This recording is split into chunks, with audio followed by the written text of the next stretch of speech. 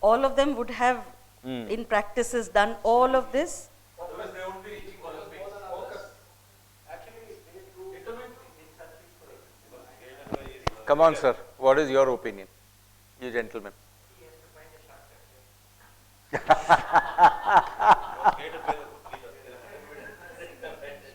Go ahead, tell them. Okay. He is seeing himself in the, he's seeing him win.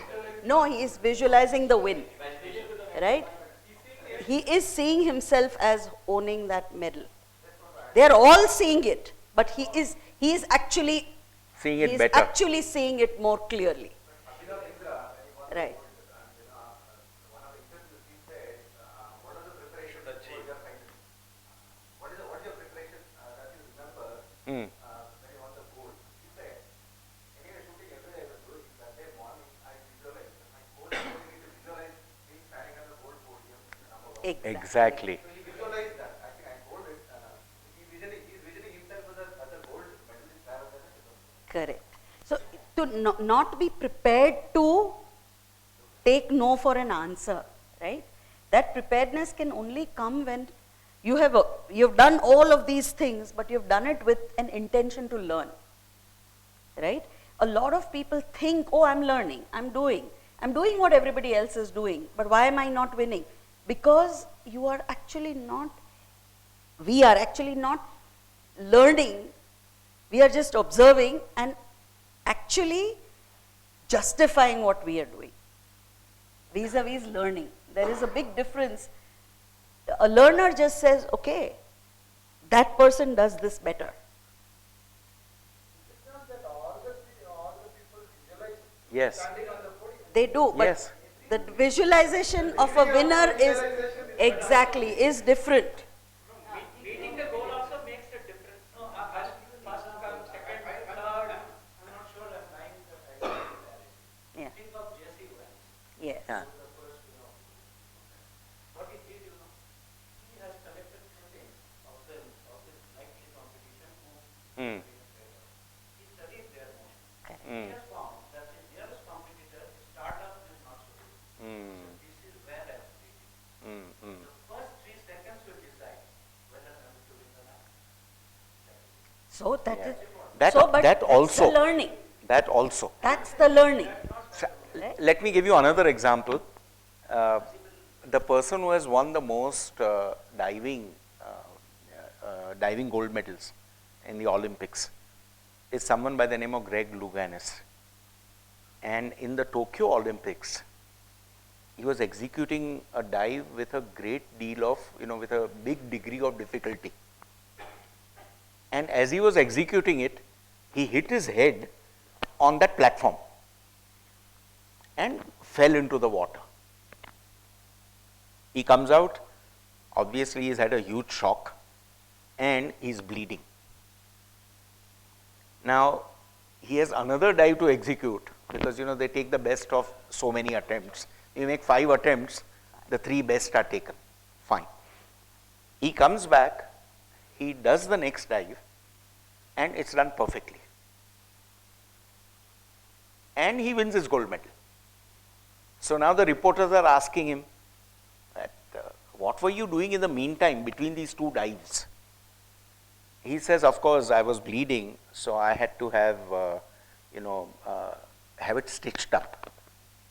So he was bleeding so much that he required stitches. This is number 1. Number 2, he says, I could not take local anesthesia because it would have made my reflexes, it would have damaged my reflexes. I wanted to come in and do the next dive. So now he's in excruciating pain because number 1, he's got hurt. Second, somebody is stitching him up without local anesthesia. And what is he doing in his head? The reporter asked him. He says, I was visualizing myself executing that dive perfectly. Sometimes we don't really understand the power of visualization. I have a center with 60. If I truly visualize that by the end of the year, I want 600 students, truly visualize it. And then of course, all that infrastructure has to be there. If I truly visualize it, I'll make it happen. If you ask me what differentiates leaders from other leaders, having a vision Yes. and being married to that vision. Now, one interesting thing that I'll tell you about Indians, most Indians, I would say.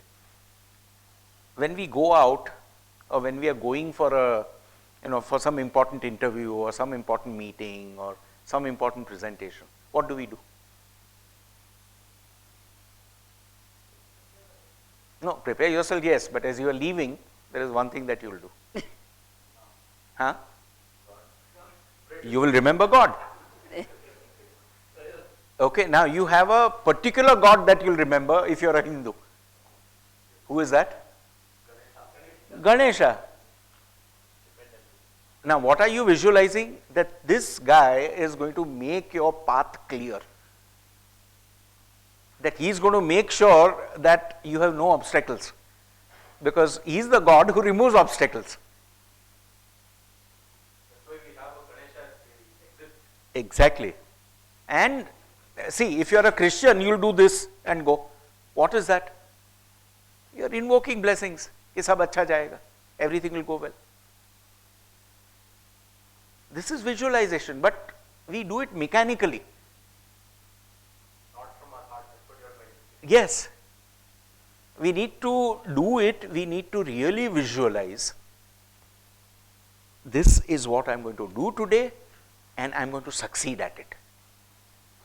See, there is a lot of self-denial. While we are saying I will win, there is a lot of million voices inside that are saying, oh, you know what, I'm a loser. I'm not really that. This can't be done. So We keep telling ourselves. it's empty from within. Right?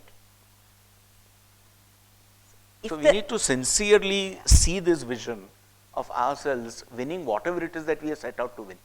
Another thing I want to say, that at some training program, I picked up this beautiful thing. He taught us that when you wake up in the morning, ask yourself, what breakthrough do I want to achieve today? What one thing can I do that will make a major difference in my professional life and in my personal life? Now, I found that you don't always get an answer to that question, but the days on which you get that answer and the days on which you visualize yourself achieving it, it happens. Ask yourself. See, the universe is very simple. If you ask for it, you will get it. You may not get it in your time frame, but you will certainly get it. We need to ask. This is what the book The Secret says.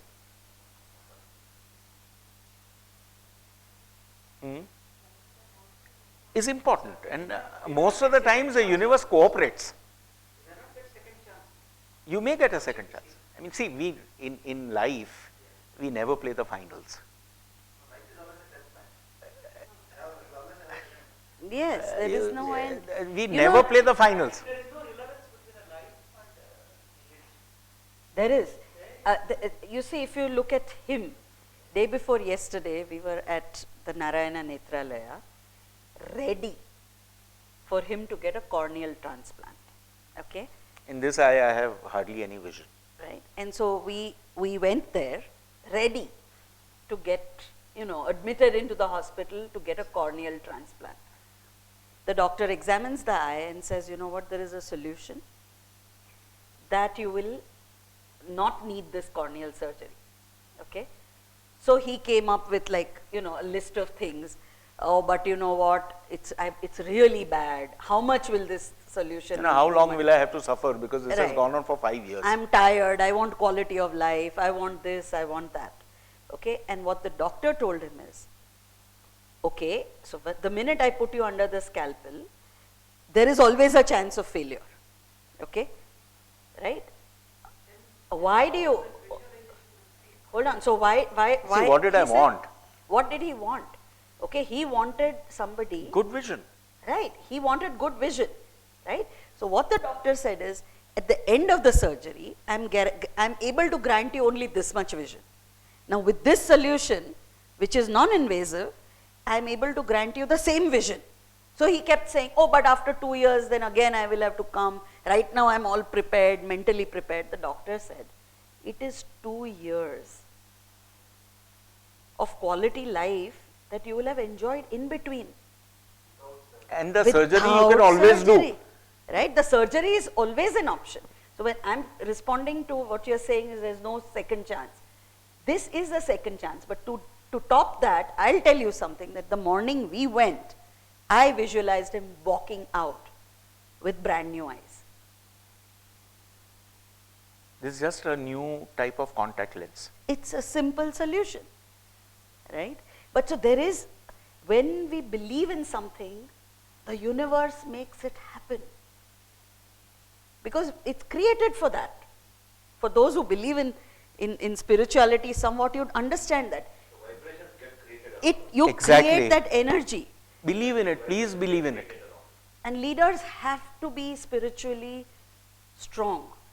And they have to believe in it, because they act, whether they believe in it or not, they're actually believing in it. They create those vibrations, they create that for themselves to be able, for it to happen. So the doctor became the assistant to that vision. You see, you will get different people who will come. He was so resolute. He told him, I am not touching you. Period. Okay? And he kept trying. He kept trying to dissuade the doctor. Oh, but I've come, because it takes a lot to prepare yourself for a surgery like that, right? I was all psyched up, I was ready. So he was like disappointed. He should have been happy, but he was disappointed because it took him all this preparation. And it did happen. So he's like, oh, you know what? It's yet another story. But no, he said, even if one day, he went to the extent of saying, even if I can give you 1 day of vision without touching the scalpel on you, it is 1 day more in your life, then I have this chance of failure with the other thing, which I have not taken the risk of. So it's being that convinced, right? That is why he is the doctor. And see, look at it this way. Another aspect of this. Most people will agree that doctors today are money minded. Okay, he does a surgery on me, he gets 50,000 bucks. Now this was a follow-up visit because a month ago I had come here. How much did he charge me? 200 rupees. What are the chances that you will run into a doctor who isn't bothered about money, he wants to do the best for you? Yes. That is why he is one of the best doctors. That is why he is singled out as a top eye surgeon. That is leadership. You see, And the thing that is, I kind of was already conviction- in queue. I was already in queue for a corneal transplant. They had already called me 10 days ago and said, are you ready to come now? And I said, no, I cannot come now. So had I agreed to come 10 days ago, corneal transplant ho jata tha. See this, sometimes you don't get what you are looking for because something better is waiting around the corner for you. Have that faith. Huh? Yes. Why There are is no we- permanent solution. Look, No, there is no permanent solution. I'll tell you why. No, there is a risk. Each time you open the eye, okay, and my eye has been opened 2-3 times and 3-4 laser surgeries are done, 1 glaucoma surgery is done. So it's a compromised eye. Every time you open it, you are running the risk of blindness. So he says, this surgery, if we need to do later, you are here, I am here, your eye is there, we'll do it. But funny thing is, this is a contact lens in the other eye, which is solving the problem of vision. So, see, what I wanted, I did not get. I got much more than what I wanted without running the trouble of a surgery. Isn't it wonderful? Believe that everything that Happens for the good. there is a, and who can believe in that? You see, there is a lot of nonsense that happens in life. But even that's for good. But I realize that much later. people who truly become leaders are able to take that in their stride. That is important.